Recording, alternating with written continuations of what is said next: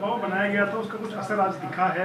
452 IPC जो है वो मामले में जोड़ी गई और उन 6 आरोपियों की फिर से गिरफ्तारी हुई और न्यायिक हिरासत में भेजे गए। तो आप देखिए ना, इसी से आप देखिए कि हमारे विधायक जो है अतुल जी भाटकरकर, और मुझे लगता है आशीष जी भी वहां पे गए थे और प्रवीण जी दवरेकर भी वहां पे गए थे। तो नहीं है और एलएसी को लेकर दोनों का परसेप्शन अलग अलग है, इसलिए पीस और ट्रैंक्विलिटी बहाल रखने के लिए दोनों देशों के बीच कई तरह के एग्रीमेंट्स और प्रोटोकॉल्स भी हैं। इन समझौतों के तहत दोनों देशों ने यह माना है कि एलएसी पर पीस और ट्रैंक्विलिटी बहाल रखी जाएगी, जिस पर एलएसी की अपनी अपनी रेस्पेक्टिव पोजीशंस और बाउंड्री क्वेश्चन का कोई असर नहीं माना जाएगा।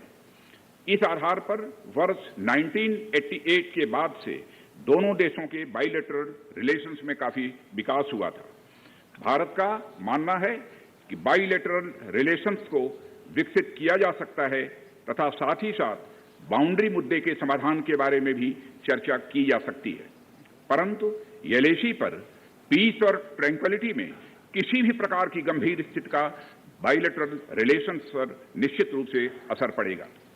अध्यक्ष महोदय, वर्ष 1993 और 1996 के समझौते में इस बात का जिक्र है कि एलएसी के पास दोनों देश अपनी सेनाओं की संख्या कम से कम रखेंगे।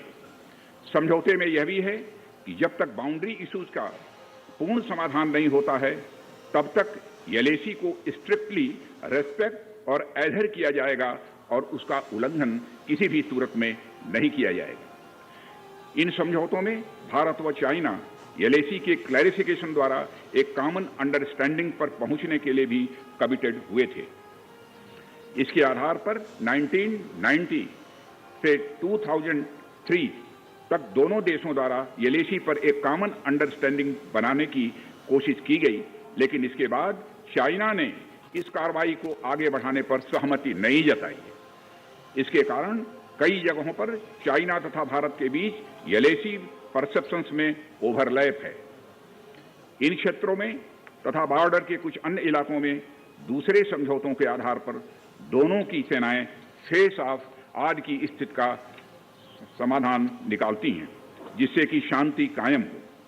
इससे पहले कि मैं सदन को वर्तमान स्थिति के बारे में बताऊं, अध्यक्ष महोदय, मैं यह बताना चाहता हूं कि सरकार की विभिन्न इंटेलिजेंस एजेंसीज के बीच कोऑर्डिनेशन का एक इलेबोरेट और टाइम टेस्टेड मैकेनिज्म है, जिसमें सेंट्रल आर्म पुलिस फोर्सेस और तीनों हमारी आर्म्ड फोर्सेस की इंटेलिजेंस एजेंसीज भी शामिल हैं।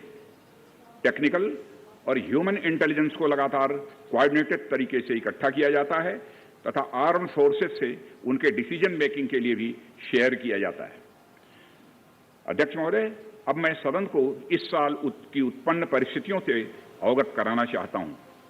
अप्रैल माह से ईस्टर्न लद्दाख की सीमा पर चाइना की सेनाओं की संख्या तथा उनके आर्मामेंट्स में काफी वृद्धि देखी गई है।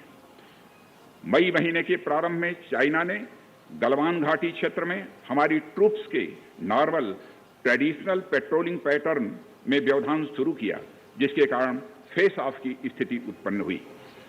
ग्राउंड कमांडर्स द्वारा इस समस्या को सुलझाने के लिए विभिन्न समझौतों तथा प्रोटोकॉल के तहत वार्ता की जा रही थी। इसी बीच मई महीने के मध्य में चाइना द्वारा वेस्टर्न सेक्टर में कई स्थानों पर एलएसी पर ट्रांसग्रेशन करने की कोशिश की गई। इसमें कोंगकाला, गोगरा एंड पेंगोंग लेक का नॉर्थ बैंक शामिल है। इन कोशिशों को हमारी सेनाओं ने समय पर देख लिया तथा उसके लिए आवश्यक जवाबी कार्रवाई भी की है। अध्यक्ष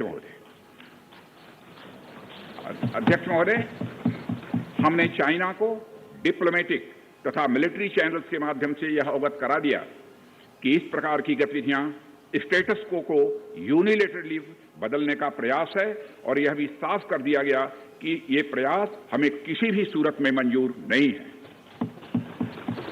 अध्यक्ष महोदय, एलएसी के ऊपर फ्रिक्शन बढ़ता हुआ देखकर दोनों तरफ के सैन्य कमांडरों ने 6 जून 2020 को मीटिंग की तथा इस बात पर सहमत बनी कि रेसिप्रोकल एक्शंस के द्वारा डिसएंगेजमेंट किया जाए। दोनों पक्ष इस बात पर भी सहमत हुए कि एलएसी को माना जाएगा तथा कोई ऐसी कार्रवाई नहीं की जाएगी जिससे स्टेटस को बदले।